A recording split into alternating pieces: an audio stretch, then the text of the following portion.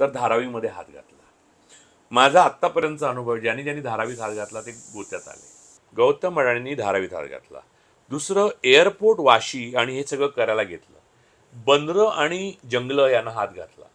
तुम्ही लोकांच्या हृदयावर हल्ला केलाय.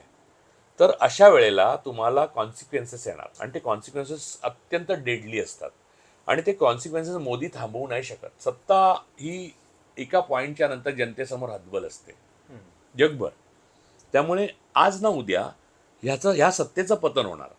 तेव्हा अडाणी फ्रंटला होते म्हणून अडाणींना तुम्ही दोषी धरू नका. त्याबरोबर पवार आणि मोदी किती दोषी होते हेही बघा.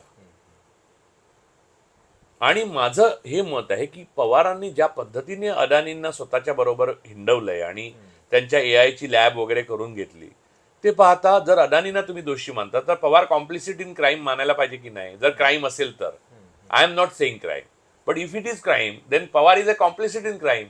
मग ते तुमचे अलाय कसे होतात. म्हणजे माझं हे मत आहे की मत देताना 3 गोष्टी लक्षात ठेवा. जिथे उबाटाचा माणूस असेल तिथे द्या, तिथे मनसेचा माणूस असेल तिथे द्या, आणि तिसऱ्या, जरी तुमच्या राष्ट्रवादीचा माणूस उभा असेल आणि समोर काँग्रेस असेल तर काँग्रेसच्या मराठी माणसाला मत द्या किंवा वंचित आघाडीच्या मत द्या. राष्ट्रवादी काँग्रेस म्हणजे भाजप हे आता समजून चला.